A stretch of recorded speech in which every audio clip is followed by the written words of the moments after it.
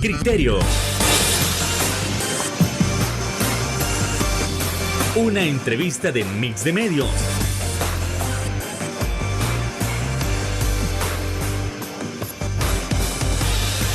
Que aborda frontalmente los problemas de El Salvador con los verdaderos protagonistas y plantea soluciones.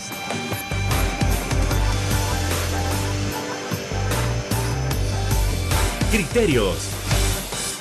Hola, ¿qué tal? ¿Cómo están? Muy buenas noches, sean todos y cada uno de ustedes bienvenidos a una nueva emisión aquí en su programa Criterios para seguir abordando esos temas tan importantes de nación que tanto nos interesan. Por ejemplo, el tema de la economía no lo podemos dejar de lado, por eso es necesario analizar el presupuesto, es necesario analizar cómo vamos a cerrar el año, es necesario saber qué tanto nos van a seguir afectando ese incremento de precios por la crisis europea entre Ucrania y Rusia. Y sin más, nosotros lo vamos a estar analizando, sí, cada uno de esos criterios, con nada más y nada menos que el licenciado José Luis Magaña, quien es profesional en economía. ¿Qué tal? Muy buenas noches. ¿Cómo estamos? Buenas noches, gracias por la invitación. Siempre es un gusto estar aquí acompañándoles y también a los amigos, amigas que nos están viendo. Desde luego, y muchísimas gracias por haber aceptado nuestra invitación y no hacemos esperar más a nuestro público y vamos entrando en materia a lo que es ese primer punto, como lo es el presupuesto general de la Nación para 2023. ¿Cómo se proyecta? ¿Qué es lo que nos puede esperar? Es que habremos crecido entre el 2 y el 3% que se esperaba, ¿o cuáles son las proyecciones para el año entrante? Por favor, José Luis. A ver, las proyecciones de momento, sí, por lo menos para el cierre del año, según el mismo Banco Central de Reserva, es que las previsiones van cada vez siendo menores, ¿no? A principio de año se hablaba de un crecimiento de alrededor del 3%, 3.4%. En junio ya se habían rebajado las expectativas al 2.5 o 2.7% y ahora se está hablando entre un 2.2 y un 2.5%. Eso de parte del Banco Central de Reserva. Pero incluso el Fondo Monetario Internacional, las estimaciones que tiene, que lo publicó hace poco, hace unas semanas, siempre hoy en octubre, lo que plantean es que este año, 2022, cerraría con un crecimiento del 2.2% y para el 2023, para el próximo año, se estaría esperando un crecimiento del 1.7%. Esto es por debajo del 2%.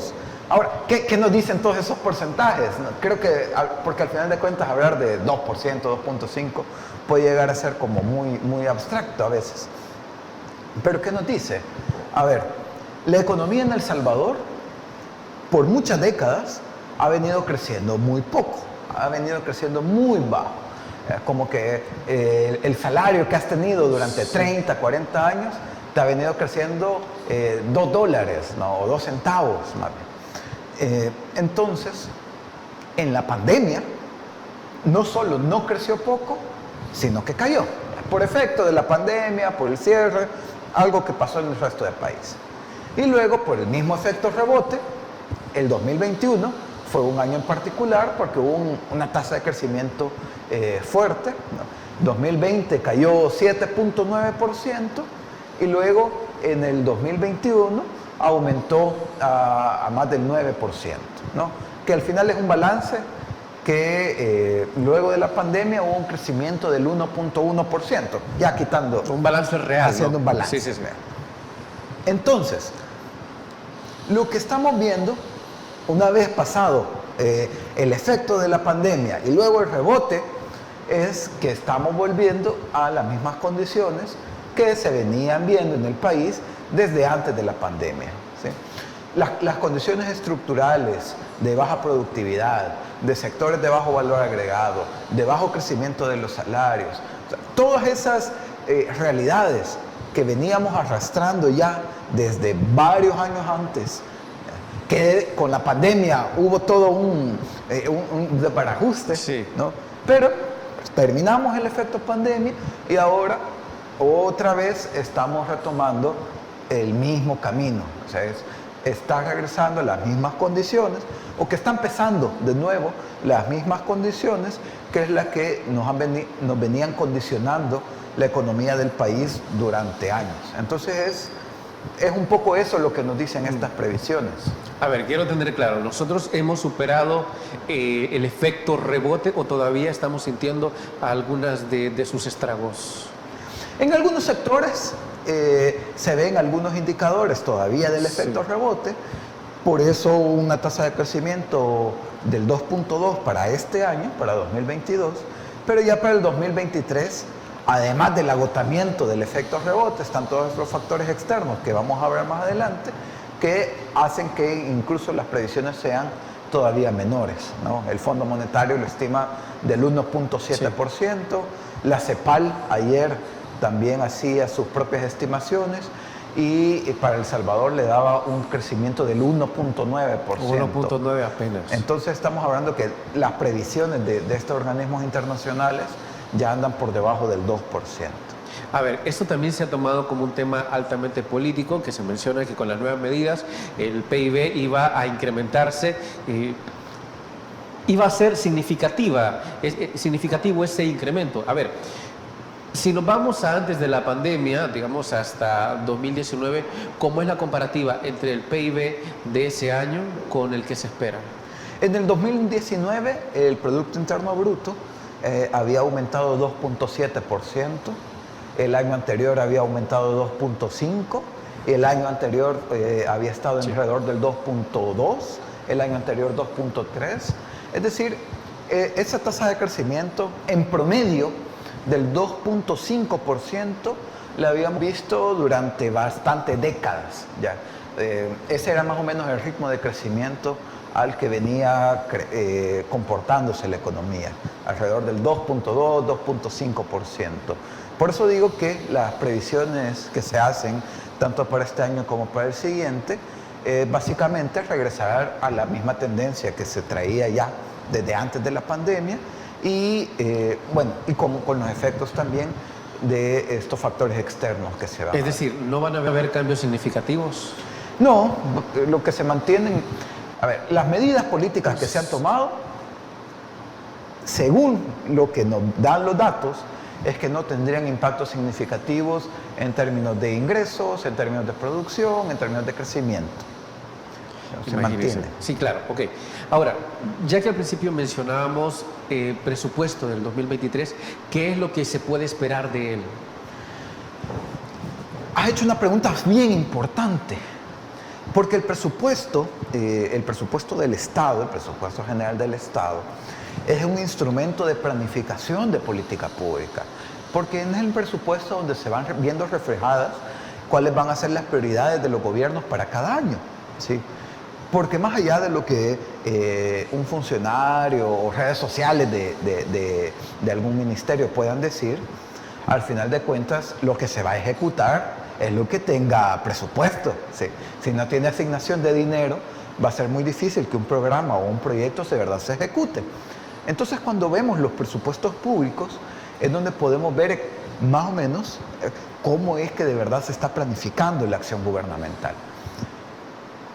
Y hay que decir algo, por lo menos hasta este momento, no está disponible todavía en los portales oficiales del Ministerio de Hacienda el proyecto de presupuesto 2023.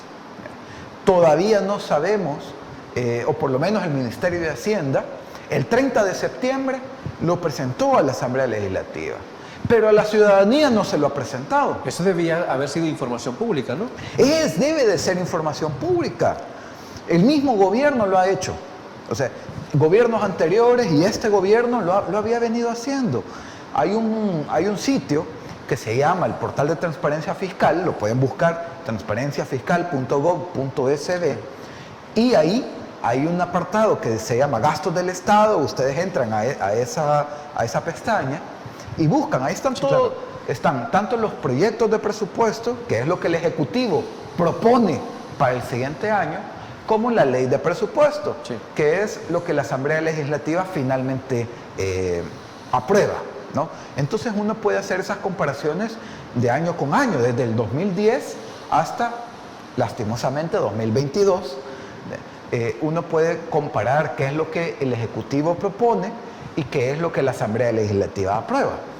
Sin embargo, para este año no podemos saber qué es lo que el Ejecutivo ha propuesto, por lo menos no desde el Ministerio de Hacienda, que debería de ser la fuente oficial, la fuente a la que cualquier ciudadano o cualquier ciudadana puede acceder y decir, bueno, ¿cómo se van a gastar mis impuestos el próximo año?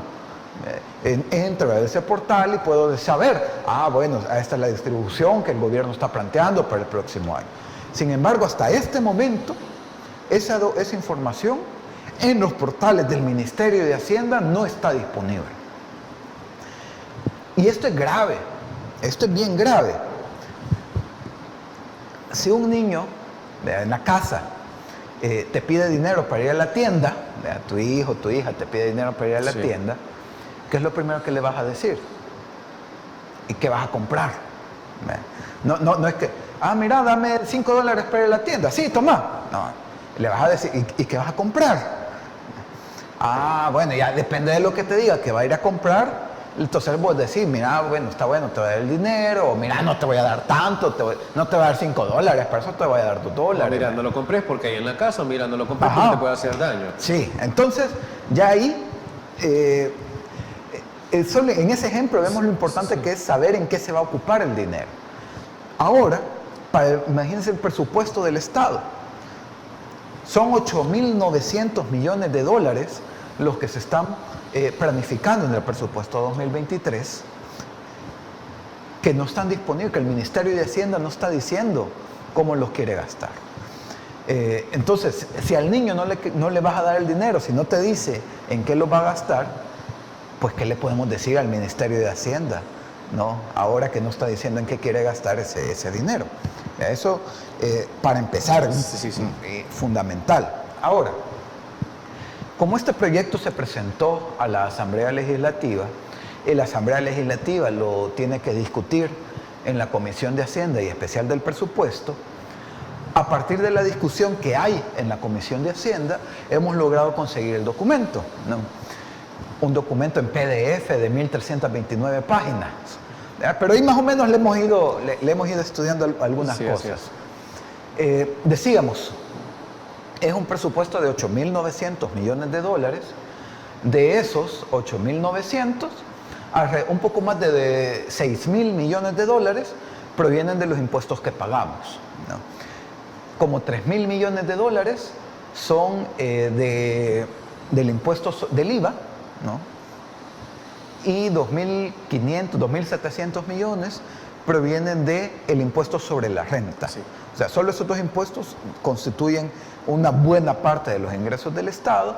Luego se complementan con otros impuestos, como el impuesto a las bienes raíces, cuando se compran o venden casas, o a ese tema, ¿no? Entonces, si vemos, buena parte de los ingresos provienen de los impuestos que pagamos, y por eso es importante saber en qué se van a ejecutar. Y es que la recaudación fiscal ha sido mayor este año. Hay que averiguarlo tras la pausa comercial. Ya volvemos. Está feo eso.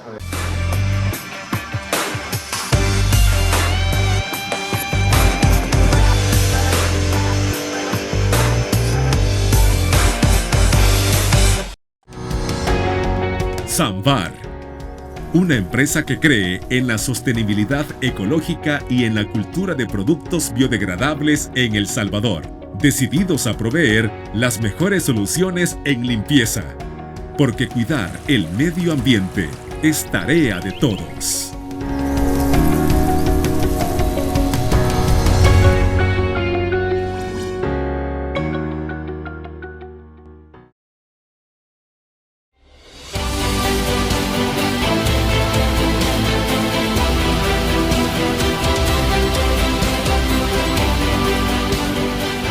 Nuestro compromiso, nuestra pasión, son algunas de las cosas que nos caracterizan como salvadoreños. Farmacia La Buena, la farmacia de todos.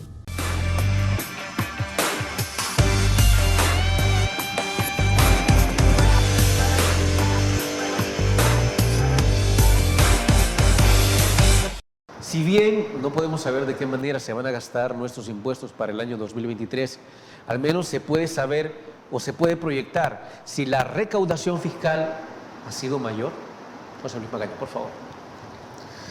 A ver, lo que decíamos entonces, ¿no?, es que en el documento del proyecto de presupuesto 2023, que no está disponible en el Ministerio de Hacienda, sino que lo hemos tenido que ir a conseguir a través de la Comisión de Hacienda y Especial del Presupuesto de la Asamblea Legislativa, lo que nos dice es que son 8.900 millones de dólares de ingresos que estaría planificando para el próximo año, de los que la mayor parte, casi 6.500 millones de dólares, provienen de impuestos que pagamos, de impuesto a la renta, impuesto al IVA y los otros impuestos que se pagan.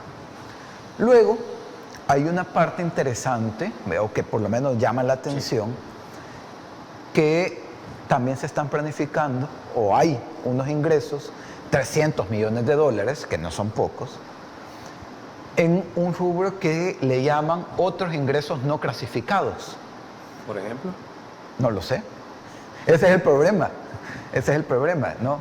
Que en ese rubro de otros ingresos clasificados realmente no se puede conocer qué tipo de ingresos es el que se está...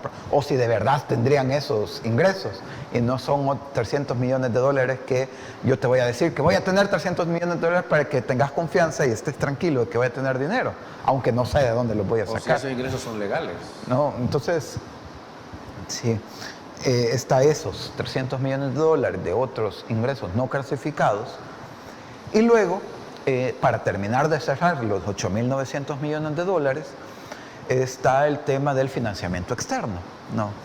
Que aquí también hay algunos problemas que no terminan de cuadrar la información entre lo que dice el proyecto de presupuesto, la solicitud de financiamiento que presentó el Ministerio de Hacienda a la Asamblea Legislativa y declaraciones que el propio ministro de Hacienda ha hecho en medios de televisión, en prensa, etc. ¿Y qué es lo que no cuadra en términos de financiamiento externo? El proyecto de presupuesto plantea que se van a ejecutar 1.900 millones de dólares de deudas, ¿sí? Deudas ya aprobadas o de deudas que están por aprobarse. De esos 1.900 millones de dólares, habrían 472 de deuda que todavía no tiene disponible el gobierno, ¿sí?, que tiene que ir todavía a conseguirla, que todavía la tiene que ir a buscar a través del mercado financiero, a través de organismos internacionales, a través de cualquier fuente de financiamiento que el gobierno logre conseguir. 472 millones de dólares. Eso es lo que dice el proyecto de presupuesto. Y que el resto dice es deuda que ya consiguió, que ya está aprobada por la misma Asamblea Legislativa y que por lo tanto la pone como deuda ya segura del presupuesto. ¿Dónde está lo que no cuadra? Es que días después de haber presentado el proyecto de presupuesto, el propio Ministerio de Hacienda envía una solicitud a la Asamblea Legislativa donde pide la autorización de emisión de nueva deuda para 2023, no por 472 millones, que es lo que dice el proyecto de presupuesto, sino que manda la solicitud por 1.139 millones de dólares, ¿no? Para 2023. Entonces ahí es donde uno se pregunta, ¿por qué en el presupuesto dice 427 millones, pero el Ministerio de Hacienda está solicitando 1.139 millones? ¿No? Entonces ya ahí hay un primer descuadre de números. Es más del doble. ¿Ah? Sí, más del doble. Y entonces ahí es donde entra el ministro de Hacienda, que ha intentado explicar eso en algunos medios. Y lo que dice el ministro de Hacienda es que esos 1.139 millones están compuestos, ahí están incluidos los 472 millones que están en el presupuesto, pero además 663 millones de dólares para el pago de los bonos de enero de 2023. Pero ahí es donde no terminan de cuadrar las cosas, los números. Porque el ministro de Hacienda dice que están solicitándole eso a la Asamblea Legislativa, pero que los fondos para pagar esos bonos ya están asegurados. Entonces, si es deuda que ya tiene asegurada y que si ya son fondos que tiene, entonces no tendría por qué estar solicitando esa nueva autorización de deuda a la Asamblea. Sí, ¿no? cierto, no cuadra. Esos 660 millones de dólares. No tendría por qué solicitarlos si el ministro de Hacienda dice que ya los tiene seguros. Y si por el contrario dice, bueno, lo que pasa es que ya está negociada, todavía no la ha aprobado la Asamblea Legislativa, pero ya la tenemos negociada. Y por eso digo que ya está seguro. Bueno, en ese caso, si ese fuera el caso, entonces, en el presupuesto, lo que se debería de haber reflejado no son 472 millones de dólares, sino que debería de haberse reflejado los 1.139 millones, ¿no? ¿Verdad? Porque es lo que necesita para el 2023. ¿Verdad? Y entonces, este descuadre de números que se ve en términos del financiamiento externo hace que uno comience a tener ciertas dudas del resto de números que están reflejados en el presupuesto, ¿no? Porque al final de cuentas estos 660 millones de dólares que se utilizarían para pagar los bonos que se vencen en 2023 es para pagar una deuda que se viene arrastrando desde el gobierno de Francisco Flores, sí, ¿no? No tiene necesidad del gobierno de mentir en los números, pues, o de intentar no poner, porque ni siquiera es deuda de este gobierno, es deuda del gobierno de Francisco. Pero el hecho de que no estén incluidos en el proyecto de presupuesto hace sospechar del resto de la información que uno puede ver reflejada. Pero si sumamos entonces todos estos componentes, tanto lo que está en el presupuesto como las solicitudes adicionales que se han realizado a la Asamblea Legislativa, podemos llegar a sumar alrededor de 2.500 millones de dólares, que sería lo que se va a ejecutar de deuda para el 2023. Es decir, recursos que el gobierno va a tener a su disposición de desembolsos de deuda que ha conseguido para ejecutar los programas y la planificación del proyecto de presupuesto de 2023. Me llama sumamente la atención y tal vez me corrige si he entendido mal. Se está tratando de hacer un presupuesto con dinero que no terminamos de tener, por lo que me mencionabas al principio, que se están intentando conseguir 72 millones de dólares, algo así. 472 millones de dólares. Perdón, más todavía. 472 millones que no tenemos. Sí. Bueno, eso realmente es normal, ha sido normal en la cada planificación presupuesto, en general en los gobiernos, que se aprueban presupuestos donde a eso se le llama la brecha no financiada del presupuesto, ¿no? Que el año pasado fue de 498 millones de dólares, por ejemplo. En el 2000, es casi igual, ¿no? Va a ser casi igual. Sí, son cerca de 20 millones de dólares menos. En el 2020 también anduvo alrededor de los 700 millones de dólares. En el 2019 fue como de 1.200 millones de dólares, porque también se vencían unos bonos de 2009 que se vencían. Entonces, siempre ha habido ese componente de la brecha no financiada, ¿no? Que básicamente lo que por lo menos en lo que se había venido haciendo en gobiernos anteriores es que en el presupuesto se aprobaba y la Asamblea Legislativa al final autorizaba la emisión de esa nueva deuda, y con esa autorización el gobierno lo que hacía era ir a buscar colocación de deuda en el mercado financiero internacional, donde emitía bonos, emitía instrumentos financieros para conseguir esa deuda y terminar de financiar el presupuesto. Esa maniobra parece que la tendría muy ajustada este gobierno, porque ha agotado mucho el tema de la deuda de corto plazo, los famosos letes, sí, ¿no? Que son deudas que se vence a un año.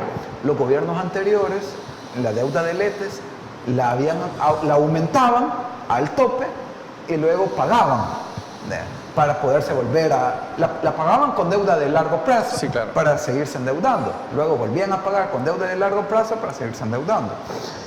Pero lograban mantener entonces ese balance, ¿no? De por lo menos a veces tener las cosas a cero para seguirse endeudando fuera.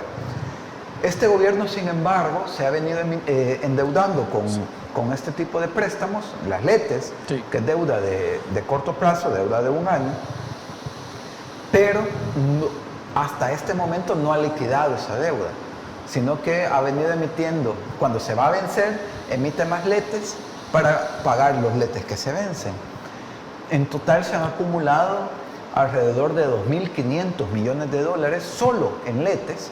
En los gobiernos anteriores la alerta se ponía cuando el saldo de los LETES llegaba a los 900 millones de dólares.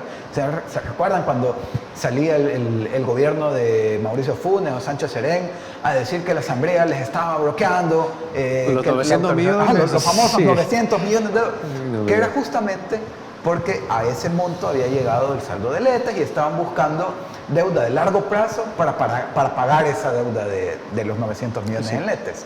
Ahora, este gobierno ha venido acumulando las LETES y ya decimos, el dato ya no está en los 900 millones, sino en los 2.500 millones. Y entonces eso hace que los inversionistas de largo plazo ya lo vean con más desconfianza, ¿no? Porque dice, bueno, si no puede pagar ni siquiera las deudas de corto plazo, ¿qué va a pasar con deudas a 30, a 40 años?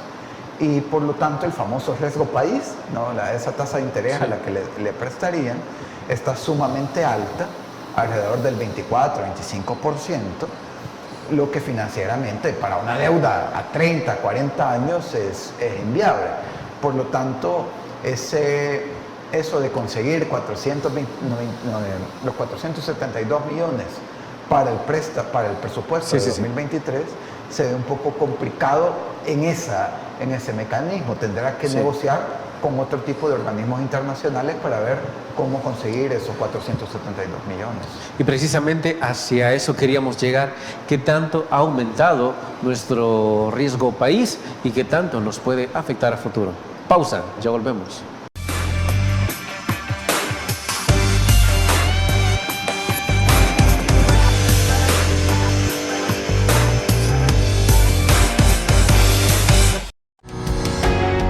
Samvar, una empresa que cree en la sostenibilidad ecológica y en la cultura de productos biodegradables en El Salvador, decididos a proveer las mejores soluciones en limpieza, porque cuidar el medio ambiente es tarea de todos.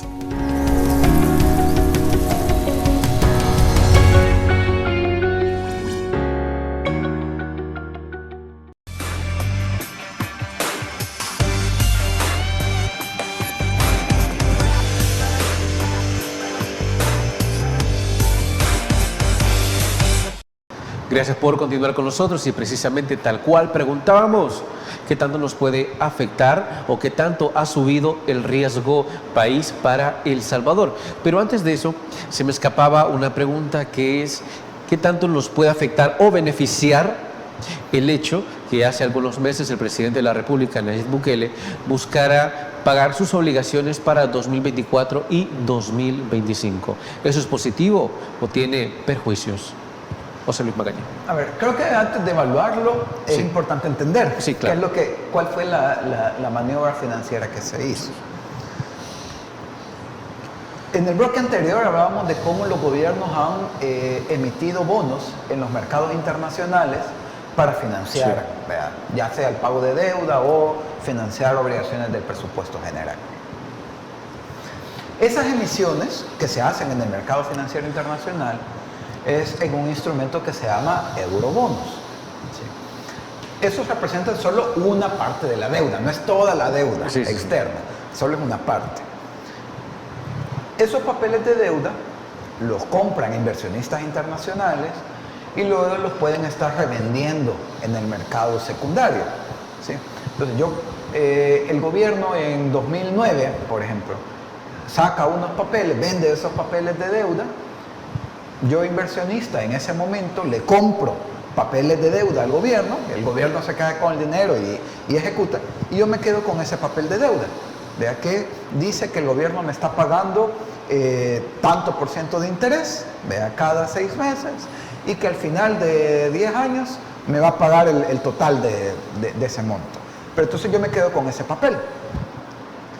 Pero de repente yo digo, bueno, yo no quiero esperar 10 años a que me pague este gobierno. Sí, claro. Yo lo que puedo hacer es salir otra vez al mercado financiero y revender este papel. Que sea otro inversionista que se quede con este papel de deuda. ¿Bajo qué condiciones lo puedo vender? Eso va a depender mucho de bajo qué condiciones se están manejando las finanzas públicas de ese país. Si de repente el gobierno de ese país hay confianza, está manejando bien las finanzas públicas, está pagando sus deudas, se ve que maneja responsablemente el dinero, los recursos públicos, entonces ese papel que yo tengo lo voy a poder vender a buen precio en el mercado financiero. Ahora, si la gente ve que este gobierno quizás, o el gobierno de ese país, no lo pongo, el gobierno de ese país quizás no está ocupando bien el dinero, hay dudas de cómo va a pagar la deuda, está acumulando deuda y acumulando deuda y no se ve muy claro cómo va a pagar, se ve que hay desorden en financiero de cómo está manejando los recursos públicos, pues entonces cuando yo quiera revender este papel de deuda, quienes me lo van a comprar me van a decir, mira, ese papel dice que vale 100, pero como estoy viendo las condiciones de ese país... No te lo puedo pagar a ese precio. Yo no te lo voy a pagar a 100, te lo voy a pagar a 70, a 50, a 60, ¿no? Dependiendo de qué tan grave sea la situación. Entonces, digamos, así funciona el tema de los eurobonos. Traigámoslo al caso salvadoreño. El país tiene vencimiento de eurobonos en el 2023, en el 2025, en el 2027, en el 2029, en el 2032, en el 2035, en el 2037, en el 2041 y en el 2052. O sea, ya tenemos calendarios hasta el 52. Entonces, lo que ha pasado es que el precio de los eurobonos, ese que se estaba negociando en la reventa en los mercados secundarios, estaba bien bajo. O sea, ¿qué quiere decir eso? Quiere decir que los inversionistas veían con desconfianza o han venido viendo con desconfianza cómo se manejan las finanzas públicas en el país y han tenido desconfianza de cómo va a pagar el gobierno sus deudas y entonces el precio de los eurobonos había estado bien bajo. Por ejemplo, los eurobonos de 2023, los que se vencen en 2023, en vez de negociarse el 100% de su valor, se habían estado negociando alrededor del 70% de su valor. Y los bonos que se vencen en 2025, en lugar de negociarse al 100% de su valor, se habían estado negociando alrededor del 40% de su valor. ¿Sí? Fue por el proceso. Entonces, ¿cuál fue la maniobra que hizo el gobierno? Dijo, bueno, si estos bonos están con este precio tan bajo, vamos a intentar comprar parte de esos bonos, parte de esos papeles de deuda. Y entonces eso fue lo que hizo hace unas semanas el Ministerio de Hacienda, hacer una oferta a tenedores de bonos, a inversionistas que tienen bonos, y les dijo, bueno, si ustedes tienen papeles de 2023, de los que se vencen en 2023, les vamos a pagar el 91% de su valor. No les vamos a pagar el 100, pero tampoco el 70 que se estaba negociando. Les vamos a pagar el 91%. Y a los que tengan papeles que se vencen en el 2025, esos que se estaban negociando el 40%, les dijo, no les vamos a pagar el 100%, pero tampoco el 40%. Les vamos a pagar el 54% de su valor. Entonces hizo una oferta para ver qué inversionistas quisieran vender sus papeles de deuda, en lugar del 100%, de esperarse a enero de 2023 o al 2025, que les pagaran el 100%, que les pagaran el 91% o el 54%, dependiendo del papel de deuda. Entonces el gobierno logró que le compraran alrededor de 88 millones de dólares del 23 y otra parte de bonos del 2025 a ese precio. Por eso, para enero del 2023, en lugar de pagar 800 millones de dólares, se pagarían 660 millones de dólares, porque el resto se han comprado ya en esta operación que se hizo.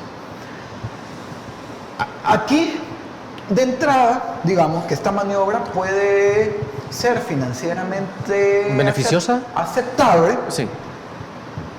siempre y cuando se cumplan dos condiciones que todavía no podemos saber si se han cumplido. Sí. Bueno, una sí, la otra no tanto. Una es que los tenedores de deuda que han vendido bonos no hayan sido inversionistas que están en el fondo de pensiones. Ya habíamos hablado en este programa, ¿no?, que el fondo de pensiones tiene inversiones en eurobonos. Sí. Entonces, si los eurobonos que se canjearon por debajo del valor fueron eurobonos que estaban en el sistema de pensiones, ahí sí hay que tener cuidado. ¿Por qué? Porque significaría que el sistema de pensiones compró bonos al 100%, pero se los pagaron al 91%. Y quien pierde esa diferencia del 9% no es un inversionista el que la está perdiendo, es el fondo de pensiones. O si son del 2025, Sí. que sería del 54%, lo que o sea, pagó 100 y solo le pagaron 54. Una gran pérdida. ¿No? Entonces, Sí. si son inversionistas privados, internacionales, bueno, ese es riesgo y decisión del inversionista, ¿verdad? Y ahí las decisiones de él. Pero si es el fondo de pensiones, ahí sí hay que tener cuidado porque estamos hablando de los ahorros de la gente. Entonces, pero hasta este momento no sabemos exactamente si están involucrados papeles de deuda del fondo de pensiones o no, todavía no lo sabemos. Así que la valoración en ese sentido todavía no la podemos hacer porque no tenemos información al respecto. Solo recordar que hay que tener cuidado ahí, todavía es información que necesitamos ver antes de valorar la operación. Y la otra es de dónde ha venido el dinero para pagar eso. Y ha venido de un préstamo con el Banco Centroamericano de Integración Económica, El BCIE. del BCIE. Significa que se pagó deuda contrayendo otra deuda, ¿no? Entonces, una parte proviene de ese préstamo con el Banco Centroamericano y otra parte proviene de las reservas internacionales del país, ¿no?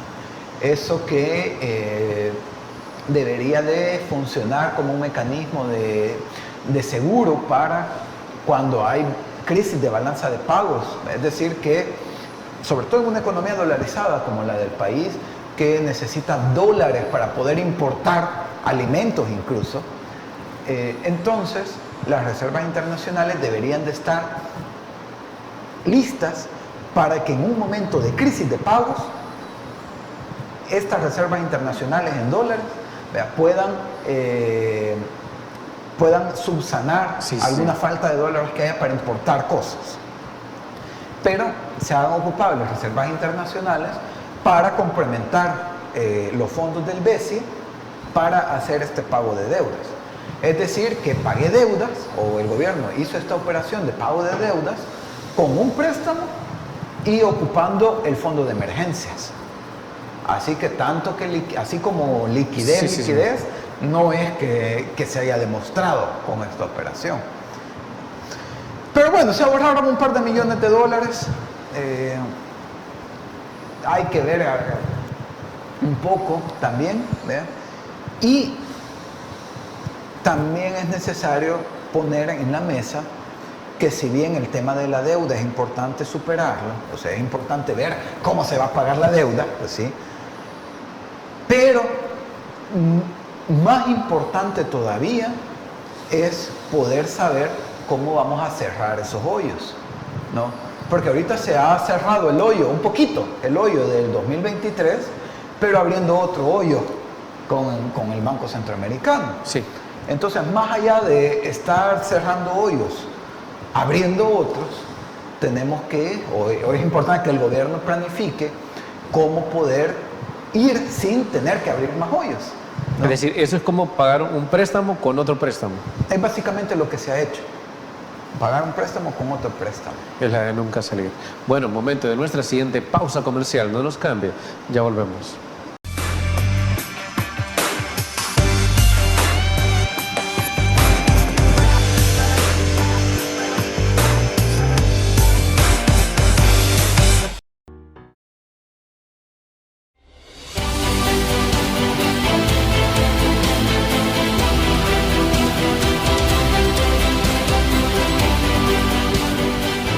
Nuestro compromiso, nuestra pasión, son algunas de las cosas que nos caracterizan como salvadoreños. Farmacia La Buena, la farmacia de todos.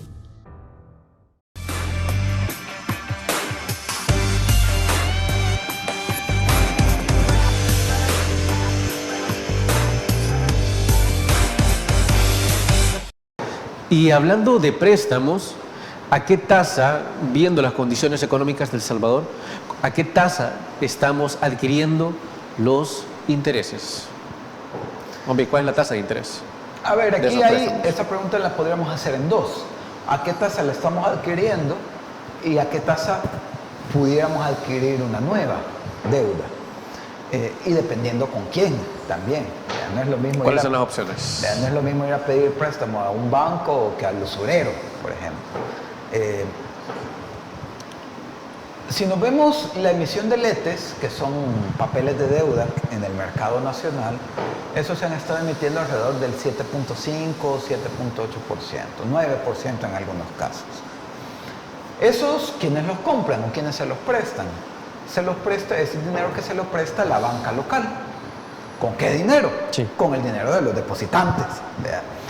Entonces, los depositantes y las depositantes del sistema financiero nacional le estamos prestando al gobierno a una tasa del 7.5%. Ahora, el mercado externo, la última emisión que hizo el gobierno fue en el 2020, la hizo al 9.5% en medio de la pandemia.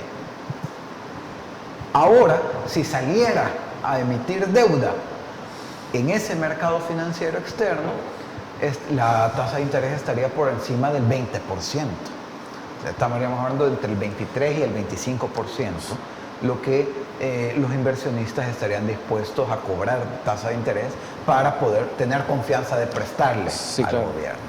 Entonces, en esa área está bien complicado que el gobierno encuentre nueva deuda. Tanto así, de hecho, que para este año 2022, hace unos bloques hablábamos de que la brecha no financiada para este año era de 498 millones de dólares. Parte de esos 498, que la autorización fue para emitirlos en el mercado internacional, se tuvo que reestructurar para emitir cerca de 200 millones de dólares adicionales en el mercado nacional, porque en el internacional no le prestan dinero, pero en el nacional sí.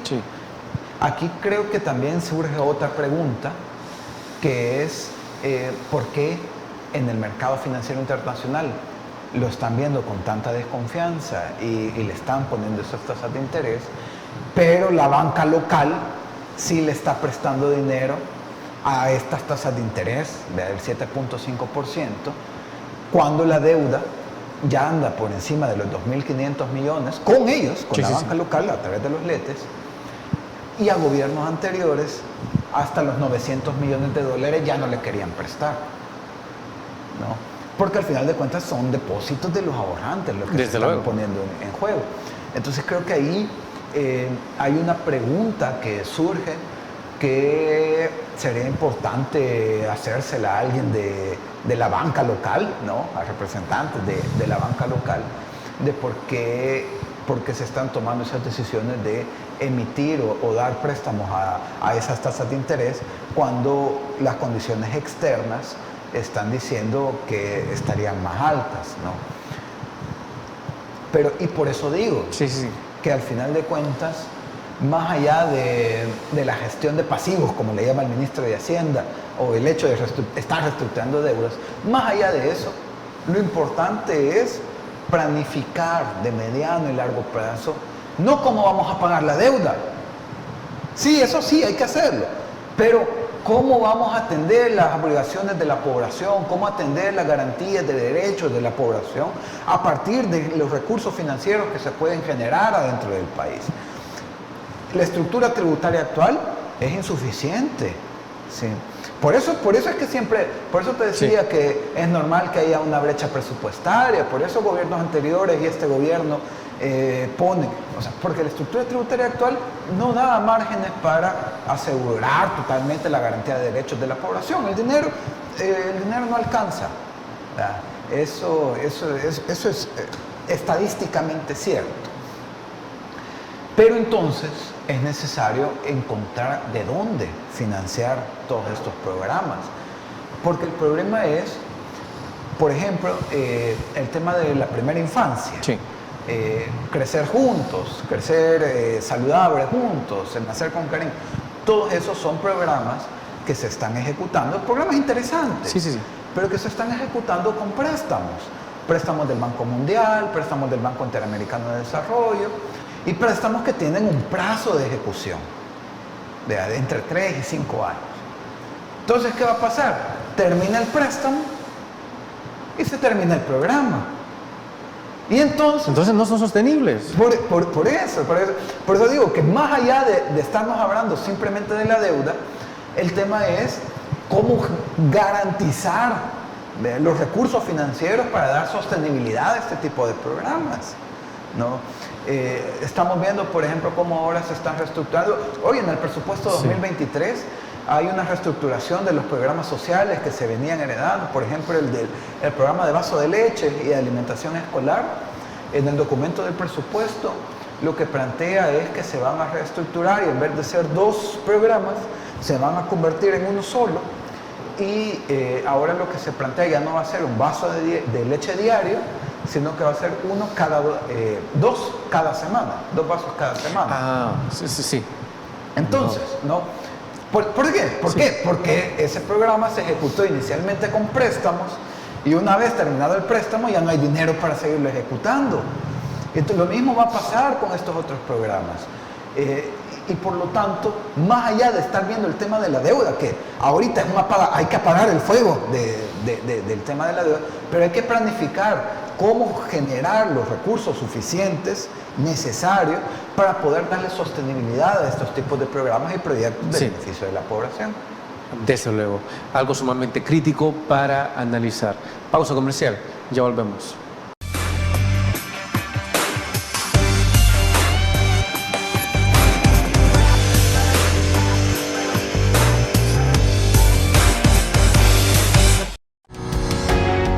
Samvar, una empresa que cree en la sostenibilidad ecológica y en la cultura de productos biodegradables en El Salvador, decididos a proveer las mejores soluciones en limpieza, porque cuidar el medio ambiente es tarea de todos.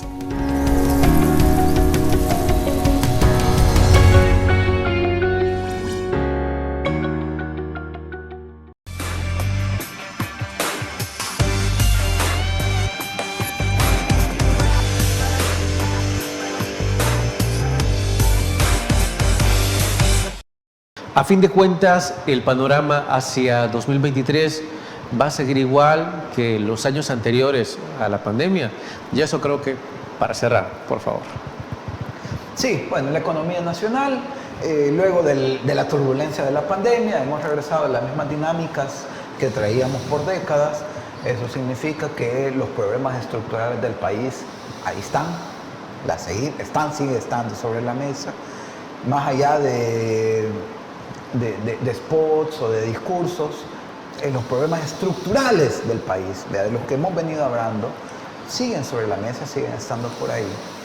Y por eso es bien importante estos espacios donde podamos informarnos de datos, más allá de simplemente discursos, y también que vayamos acercándonos a estos temas que no solo son temas de expertos, temas de economistas, temas de políticos, sino que son temas de nuestra cotidianidad, pues. Y es bien importante que también nos vayamos bien.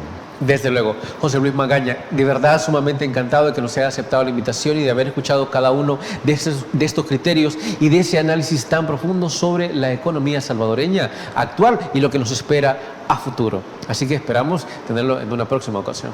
Claro, siempre es un gusto estar con ustedes. Gracias por la invitación. Un saludo también a los amigos y amigas que nos estuvieron viendo el programa. Desde luego, amigos y amigas televidentes, gracias por habernos sintonizado una vez más. Recuerden que el criterio más importante en todo aspecto siempre lo va a tener usted. Que descanse. Feliz noche. Criterio. Una entrevista de Mix de Medios.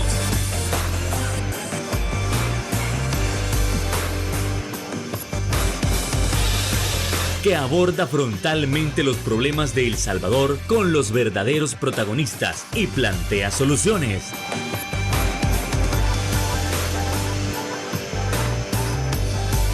Criterios.